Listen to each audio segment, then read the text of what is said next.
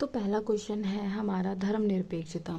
तो मैंने भी आपको बताया था कि धर्मनिरपेक्षता का अर्थ होता है बिना किसी पक्ष के हर धर्म का सम्मान करना। ठीक है। फिर नेक्स्ट पॉइंट हमें लिखना है कि भारत में मौलिक अधिकार लोगों को प्राप्त हैं और भारत में मौलिक अधिकार जो है वो भाग 3 में रखा गया है, यानी कि मौलिक अधिकार के ही अंदर हमें धर्म की स्वतंत्रता मिलती है। ठीक है। तो भारत के संविधान में 42वां संशोधन करके 1976 में धर्मनिरपेक्षता को भारतीय प्रस्तावना से जोड़ा गया था। और भाग 3 में मौलिक अधिकार के अंदर हमें क्या मिला है, धार्मिक स्वतंत्रता का अधिकार हमें मिला है, जो कि अनुच्छेद 25 से 28 तक रखा गया है। ठीक है। तो भारत के संविधान के अनुच्छेद 25 से 28 में हमें धार्मिक स्वतंत्रता का अधिकार प्राप्त है। और धर्मनिरपेक्षता का मतलब है कि भारत एक ऐसा धर्मनिरपेक्ष राज्य है जहाँ पर भारत किसी भी एक धर्म को समाज में नहीं रखेगा, सभी धर्मों का एक जैसा सम्मान करेगा। ठीक है। जैसे हम यहाँ पे ईद को सेलिब्रेट करेंगे, जैसे हम यहाँ पे दीपावली को सेलिब्रेट करेंगे, वैसे ही भारत जो है वो ईद को भी सेलिब्रेट करेगा। ठीक है। जो और धर्म है उनके जो फेस्टिवल होंगे उनको भी भारत जो है वो सेलिब्रेट करेगा, ताकि क्या है, भारत एक धर्मनिरपेक्ष राज्य बना रहे। और धर्मनिरपेक्ष राज्य बने रहने से लोकतंत्र मजबूत होता है, भारत ताकतवर बना रहेगा और भारत में एकता बनी रहेगी। इसमें देखो, धर्म की स्वतंत्रता में क्या होता है कि हर व्यक्ति जो है धर्म की आस्था की उसे स्वतंत्रता मिलती है, जिससे वो दूसरे के धर्म का सम्मान भी करता है और अपने धर्म का प्रचार भी करता है। वो चाहे तो जिस धर्म को अपनाना चाहे वो उस धर्म को अपना सकता है। धर्मनिरपेक्षता का समाज में बहुत महत्व है, जिससे समाज का कल्याण हो सके।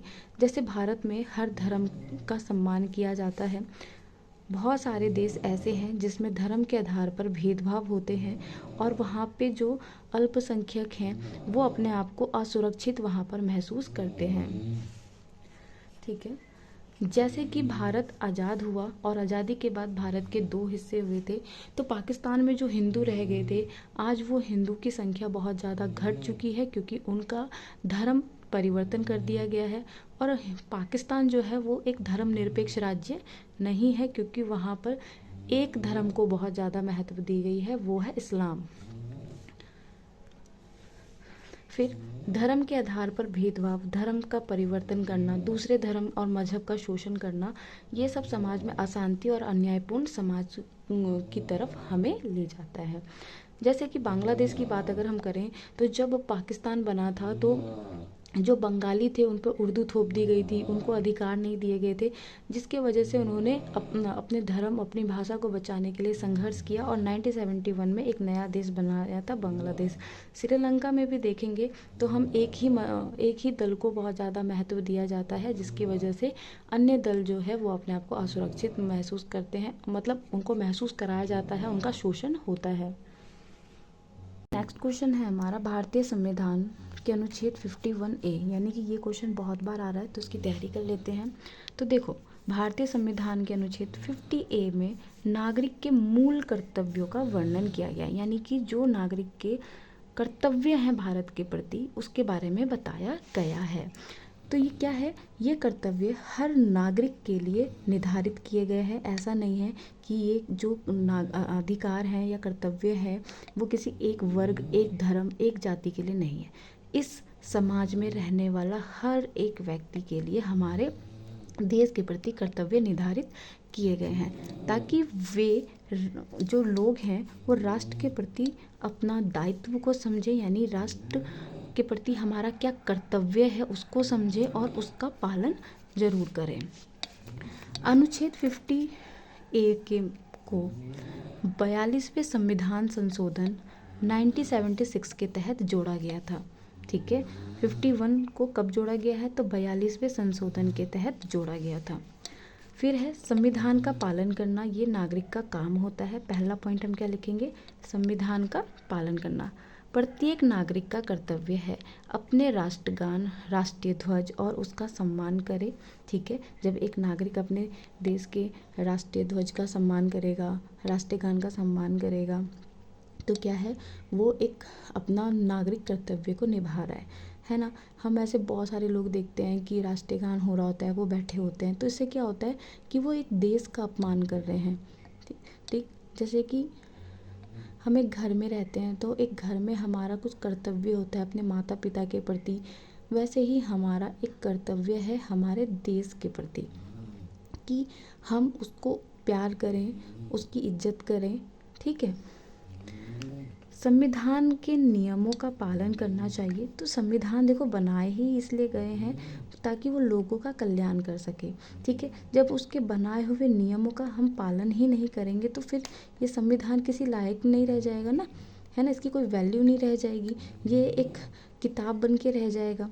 तो संविधान ने जो नियम बनाए हैं उसका हमें पालन करना चाहिए ताकि हमारा संविधान और हमारा देश मजबूत बना रहे।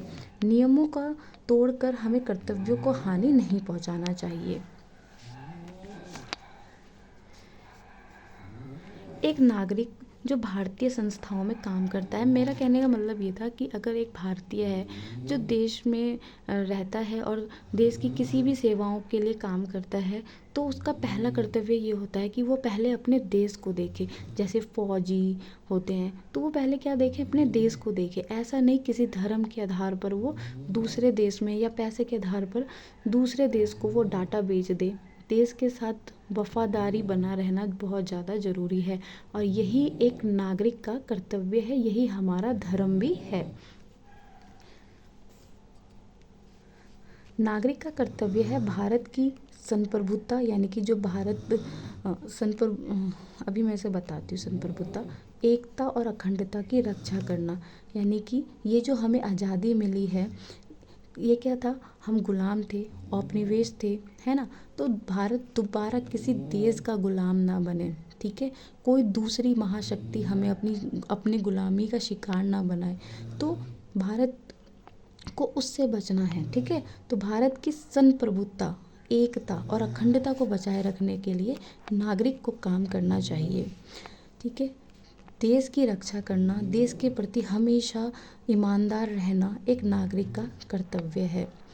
ठीक है, जैसे कि भारत का नागरिक किसी दूसरे देश को अपनी जानकारी बेच देता है या फिर पैसे के लिए वो देश के साथ गद्दारी करता है, तो ऐसा नहीं करना चाहिए। वो क्या है, देशद्रोही कहलाता है। या जब युद्ध होता है तो एक देश के नागरिक होने के नाते ये होता है कि अगर हमारे सेना जो है वो जख्मी हो जा रहे हैं तो हम क्या कर सकते हैं, अपने देश के प्रति युद्ध भी कर सकते हैं समय आने पर। भारत के सभी लोगों में समानता और भाईचारा की भावना को बढ़ावा देना और महिलाओं के प्रति सम्मान उत्पन्न करना, ये काम होता है, मौलिक कर्तव्य होते हैं हमारे। हर औरतों को इज्जत देना। आजकल हम ना बहुत ज़्यादा देख लेते हैं कि आजकल जैसे यूथ जो है वो गाली गलौज में ही ज़्यादा बातें करती है, उनको बहुत फन लगता है। लड़की हो लड़का हो, हर कोई गाली गलौज बहुत करते हैं। ठीक है, तो ये बहुत ही गंदा बैड मैनर्स है। ठीक है, तो ये नहीं करना चाहिए। हमें किसी जाति को लेकर कभी पॉइंट ऑफ नहीं करना चाहिए। हमेशा ऐसी थॉट रखना चाहिए कि हर व्यक्ति के दुख दर्द को समझे, भाईचारा को बनाए रखना। हमारी संस्कृति जो हमें विरासत में मिली है उसको बचाना और उसको सही तरीके से रखना, जैसे कि सांची का स्तूप। सभी धर्मों का सम्मान करना और उनकी आस्था का सम्मान करना, ये भारत के नागरिक का कर्तव्य है। हर देश के झंडे का, हर देश के धर्म का, हर देश के नागरिक का सम्मान करना भी मौलिक कर्तव्य हमारा होना चाहिए, है ना। तो नागरिक जब दूसरे देश के धर्म और संस्कृति का सम्मान और आदर करता है तो समाज का विकास होता है और मनुष्य का कल्याण होता है। देखो, दो घर मान लो, ए और बी। एक घर में ना हमेशा जितने भी लोग रह रहे हैं वो आपस में लड़ रहे हैं। ठीक है, कोई पैसा नहीं कमा रहा, कोई दारूबाजी है, कोई गाली दे रहा है, कोई कुछ नहीं कर रहा, तो हमेशा उस घर में ना सिर्फ झगड़े हो रहे हैं। इस घर में ना सिर्फ झगड़े होते हैं। और इस घर के जो लोग हैं ना 5, ये मिलकर रहते हैं। ठीक है, एक दूसरे को समझते हैं, अंडरस्टैंडिंग करते हैं। तो ये क्या है, इस घर में संपत्ति का और मनुष्य का हमेशा विकास होता रहेगा, और इस घर में हमेशा मनुष्य जो है अ, तनाव में रहेगा, इसका कभी भी विकास ही नहीं हो पाएगा। इसी तरीके से क्या है, एक समाज, तो समाज में ना जब मनुष्य दूसरों को सम्मान देता है, इज्जत देता है, उसकी इज्जत करता है, तो उस समाज का विकास होता है, मनुष्य का विकास होता है। नागरिकों को हिंसा नहीं करना चाहिए और संपत्ति की रक्षा करनी चाहिए, यानी कि जो सार्वजनिक जो हमारी सार्वजनिक संपत्ति है, जैसे कि लाल किला है ना, रेलवे, सरकारी भवन, सड़क, पुल, ठीक है, ये सारे क्या है, सार्वजनिक संपत्ति है। तो हम देखते हैं ना, जैसे दंगे हो गए, आंदोलन हो जाते हैं, तो लोग क्या करते हैं, इनको नुकसान पहुंचाने लगते हैं, है ना। हम देखते हैं कि जैसे जाट आंदोलन हो गया, या फिर कोई भी आंदोलन अगर मैं देख लूँ, तो रेलवे पटरी पर बैठ जाना, है ना, उनको नुकसान पहुंचाना, तो ये सारी चीज़ें गलत है, क्योंकि ये क्या है, सबकी संपत्ति है। तो सबकी संपत्ति की हमें क्या करना चाहिए, रक्षा करना चाहिए, और समाज में कभी भी हिंसा नहीं करनी चाहिए। समाज या राष्ट्र का सामूहिक संपत्ति होती है, ठीक है, और इसका उपयोग सभी नागरिक की भलाई के लिए किया जाता है। सार्वजनिक संपत्ति की संरक्षण और रखरखाव नागरिक का कर्तव्य है। अब इसके बाद निष्कर्ष लिख लेना, मैंने 2 पॉइंट लिखे हैं, आपका मन करे तो जितना लिख लो, ठीक है। 1 घंटे का पेपर है, ज़्यादा कुछ नहीं लिखना है। कोशिश करना है कि जैसे आपको पेज मिलेगा ना इतने पन्ने का, तो किसी पेज में आपको अपना पहला क्वेश्चन करना है, दूसरे में जो लॉन्ग क्वेश्चन आंसर आएंगे आपके, जो 2 करने हैं, उसमें आप कम से कम 2 पेज भर दीजिए बस। तो इसमें क्या है, नागरिक का कर्तव्य है सार्वजनिक संपत्ति को नुकसान ना पहुंचाए, और दूसरा 6 से 14 वर्ष तक के सभी बच्चों को शिक्षा जो है वो मुफ्त फ्री मिलनी चाहिए, ये हमारा मौलिक कर्तव्य है। फिर नेक्स्ट क्वेश्चन है मौलिक अधिकार, ये इम्पॉर्टेंट ही आ रहा है। तो भारत में मौलिक अधिकार जो है, हमारे भारत के संविधान भाग 3 में उसे रखा गया है। ये अधिकार जो है वो प्रत्येक नागरिक के आर्थिक, सामाजिक और राजनीतिक विकास के लिए प्रदान किए गए हैं, ताकि समाज में रहने वाले सभी व्यक्ति को न्याय मिले। मौलिक अधिकार नागरिक की गरिमा और उनकी स्वतंत्रता को सुनिश्चित करता है, और राज्य द्वारा भी इसका उल्लंघन नहीं कर सकता, यानी कि किसी व्यक्ति को अगर मौलिक अधिकार मिले हैं, तो जो सरकार है ना, वो भी इनके मौलिक अधिकारों को छीन नहीं सकती, ठीक है। अगर ये छीनती है तो इनके लिए कौन बैठा है, न्यायपालिका बैठी है इनकी रक्षा करने के लिए, ठीक है। तो भारत में मौलिक अधिकार कौन कौन से हैं, तो समानता का अधिकार, स्वतंत्रता का अधिकार, शोषण के विरुद्ध अधिकार, धार्मिक स्वतंत्रता, सांस्कृतिक एवं शिक्षा, संवैधानिक उपचार, यानी कि 6 मौलिक अधिकार हमारे हैं, ठीक है।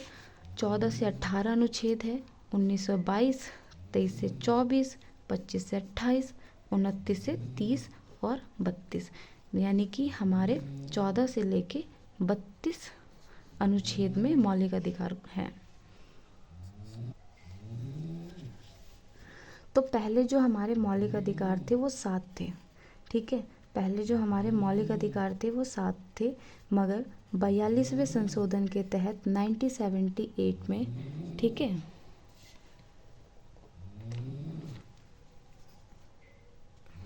सॉरी 44वें, ठीक है, गलती से वो 42वें में धर्मनिरपेक्षता, 44वें संशोधन के तहत 1978 में संपत्ति के अधिकार को हटा दिया गया था, ठीक है। संपत्ति का अधिकार यहाँ से हटा दिया गया था, इसे कानूनी अधिकार में रख दिया गया था, ठीक है, ये याद रखना है आपको। पहले 7 थे, बट 44वें संशोधन के तहत संपत्ति का अधिकार हटा के उसे कानूनी अधिकार में रख दिया गया था। फिर है समानता का अधिकार, तो देखो कुछ पॉइंट मैंने लिख दिए हैं, ज़्यादा बड़ा पेपर नहीं लिखना है। कानून के समानता, इसका अर्थ है कानून सभी के लिए एक समान बनाए जाने चाहिए। ऐसा नहीं है कि कोई एक वर्ग जो है उसके लिए विशेष कानून बना दिए जाएं, ठीक है, और जो अन्य लोग हैं उनके लिए अलग कानून बना दिए, कमज़ोर कानून बना दिया जाए, ऐसा नहीं होना चाहिए, ठीक है। सभी के लिए एक समान कानून होना चाहिए, और कानून जो है वो ना न्याय करती हो, स्थापित ना न्याय बेस पर होनी चाहिए। कानून जो है वो किसी वर्ग को ना देखे, उच्च को ना देखे, किसी लिंग को ना देखे, ठीक है, किसी नस्ल को ना देखे, किसी अधिकारी पद को ना देखे, ठीक है, ना बड़ा व्यक्ति देखे ना छोटा व्यक्ति देखे, सबके लिए वो एक जैसा होना चाहिए। समाज में सभी व्यक्तियों के साथ धर्म के आधार पर भेदभाव नहीं होना चाहिए। समाज में रहने वाला कोई भी व्यक्ति जो है वो धर्म के आधार पर अपने आप को ही भेदभाव ना समझे, उसके साथ भेदभाव ना हो। हर व्यक्ति को जीने का अधिकार है, ठीक है, संपत्ति का अधिकार है, बोलने का अधिकार है, तो वो उसे मिलना चाहिए। समाज में सभी वर्गों को रोजगार के अवसर और समानता होनी चाहिए। अस्पृश्यता को ख़त्म कर देना चाहिए, ये हमारी समानता के अंदर है। स्वतंत्रता के अंदर लिखना चाहते हो तो लिख देना। देखो, बोलने की स्वतंत्रता होनी चाहिए, है ना। वोट देने की स्वतंत्रता होनी चाहिए, अपनी पसंद की सरकार बनाने की स्वतंत्रता होनी चाहिए। शोषण के विरुद्ध बोलने का अधिकार होना चाहिए। अगर हमारे आसपास कुछ गलत होता है तो उसके विरुद्ध बोलने का अधिकार होना चाहिए। धर्म और संस्कृति का अधिकार होना चाहिए। ये सारी चीज़ें आप लिख सकते हो। फिर नेक्स्ट क्वेश्चन आपका आएगा। देखो, मैंने जितना लिखा है वो उतना बेहतर है 1 घंटे लिखने के लिए।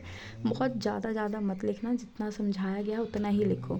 फिर है मौलिक अधिकार, मौलिक कर्तव्य में अंतर पूछा जा सकता है, ये आएगा ही, तो देख लो। ये नागरिक के संवैधानिक अधिकार होते हैं, यानी जो हमें संविधान से प्राप्त होते हैं। ये नागरिक के नैतिक कर्तव्य होते हैं जो हमें करने हैं, पालन करने हैं। इसमें स्वतंत्रता, समानता होती है। इसमें नागरिक को राष्ट्र के प्रति ईमानदार होना चाहिए। इसका उद्देश्य क्या है? तो व्यक्ति को स्वतंत्रता और गरिमा से वो अपना जीवन जी सके, उसको किसी तरीके की अधिकारों का हनन ना हो, छुआछूत का शिकार ना हो रहा हो, और यहीं पे समाज में अनुशासन होना चाहिए, ठीक है। राष्ट्रीय एकता को बढ़ावा देना चाहिए। इसका उद्देश्य ये है कि समाज में अनुशासन होना चाहिए, ठीक है, और एकता को बल मिलना चाहिए ताकि कोई भी इंसान आके हमारे समाज को तोड़ ना सके। मौलिक अधिकारी कानूनी रूप से बाध्यकारी होते हैं। इनका उल्लंघन न्यायालय में चुनौती दी जा सकती है, यानी कि अगर कोई भी मौलिक अधिकारों को तोड़ता है तो न्यायपालिका हमारी रक्षा करेगी। मुख्य रूप से नैतिकता और सामाजिक कर्तव्य पर आधारित होता है, यानी कि मौलिक कर्तव्य हमारे नैतिकता और समाज के ऊपर आधारित होता है कि हमें समाज में कैसे व्यवहार करना चाहिए, कैसे लोगों से बोलना चाहिए, कैसे क्या करना चाहिए। ये भाग 3 में है। इसकी संख्या 6 है, यानी कि हमारे 6 अधिकार हैं। पहले 7 थे, फिर 6 हैं। ये भाग 4A में है। इसकी संख्या 11 है। 42वें संशोधन 1976 के तहत जो मौलिक कर्तव्य हैं उसे जोड़ा गया था, ठीक है। दोनों का उद्देश्य लोकतंत्र को मजबूत बनाना है, ठीक है। इसी के साथ ये क्वेश्चन का द एंड होता है। अब हमारा नेक्स्ट क्वेश्चन है। देखो, थोड़ा आगे पीछे हो गया है पर ये सारे इंपॉर्टेंट ही हैं। भारत की एकता और अखंडता, ये क्वेश्चन भी बहुत बार पूछा गया है तो उसको कर लेते हैं। भारत एक ऐसा देश है जहाँ पे अलग अलग धर्म, अलग अलग भाषा को मानने वाले लोग रहते हैं, तो उनके बीच में एक जैसा व्यवहार को बढ़ावा मिलना चाहिए ताकि कोई भी व्यक्ति किसी भी धर्म का अधिकारों को ना छीने, असमानता ना करे।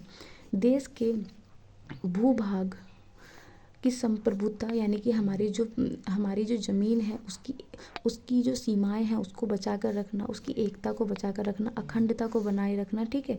ये भारत को क्या बनाएगा? जब हम उसकी देश की रक्षा करेंगे, उसकी एकता को बना के रखेंगे, कोई भी व्यक्ति अपने देश के लिए ईमानदार रहेगा, कोई दूसरा व्यक्ति हमसे कोई जब छीन ही नहीं पाएगा, तो इससे क्या होगा? हमारे देश की एकता बनी रहेगी।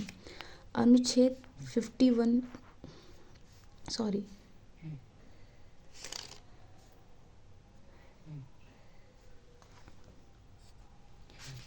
तो ये थोड़ा सा गलत हो गया, यहाँ पे 51A आएगा, ठीक है।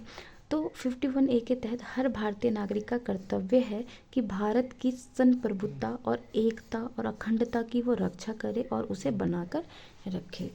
तो भारत की एकता और अखंडता, ठीक है, समाज में भाईचारा को बढ़ावा दे, यानी कि धर्म के आधार पर हमेशा दंगे ना होते रहें, ठीक है। जाति के आधार पर किसी दूसरी जाति की लड़कियों का मतलब रेप होना या फिर उनको मारना, बच्चों को उत्पीड़न करना, महिलाओं को उत्पीड़न करना, ये सब चीज़ें नहीं होनी चाहिए, ठीक है। हमेशा समाज में भाईचारा बढ़ते रहना चाहिए। हमारा एक काम है कि अपने तिरंगा का हम सम्मान करें, हर धर्म का सम्मान करें, और कभी भी ऐसा ना हो कि हम किसी दूसरे धर्म की बुराई करें, उसके लिए हम हिंसा के लिए मतलब होता है ना, हमेशा अग्रेसिव ना रहें। जब नागरिक भारत की एकता और अखंडता को बना के रखेगा तो कोई भी देश भारत की एकता को नहीं तोड़ सकता, और हम अंतर्राष्ट्रीय स्तर पर भी अपने आप को मजबूत बनाकर दिखा सकते हैं, ठीक है। फिर है सामाजिक एकता, यानी भारत की जो अलग अलग विविधताएं, यानी विविधता का मतलब है भाषा, संस्कृति, धर्म, ठीक है। तो इन सभी आधारों से भारत जो है वो भरा हुआ है। हम विभिन्न विभिन्न प्रकार के धर्म और भाषा संस्कृति के लोग रहते हैं, तो हमारा काम है सभी के साथ समानता और भाईचारा बनाकर चलना, राष्ट्र की एकता को बनाए रखना। अखंडता का अर्थ है भारत का कोई भी हिस्सा अलग ना हो, इसकी सीमाएं सुरक्षित रहें। यानी जैसे हमने समय के साथ देखा कि भाषा के आधार पर हमेशा अलग राष्ट्र की मांग उठती रही, तो जो हमारे नेता थे उन्होंने क्या किया, एक मतलब उनको समझाया ताकि भारत का क्या रहे, एकता बनी रहे, अखंडता बनी रहे, भारत जो है वो कभी भी टूटे ना, ठीक है। अलगाववादी की ताकतों का विरोध करना चाहिए और राष्ट्रीय हित को प्राथमिकता देनी चाहिए। ऐसा नहीं होना चाहिए कि हम जो भाषा या धर्म के आधार पर भारत को अलग करना चाहते हैं उनको कभी भी मजबूत नहीं बनाना चाहिए, उनका हमें विरोध करना चाहिए। कि जैसे कि हम जम्मू कश्मीर में देखेंगे, ठीक है, मिजोरम के अंदर, ठीक है, ये सारी चीज़ें अलगाववादी देखने को मिलता है, तो उनका हमें विरोध करना चाहिए, बल्कि हमें अपने देश के हित के बारे में सोचना चाहिए। तो ये सारे क्वेश्चंस थे जो आपके लिए इम्पॉर्टेंट थे, और ये मेरा नोट जो है आपको कविता झा करके टेलीग्राम ग्रुप है उस पर मिल जाएगा।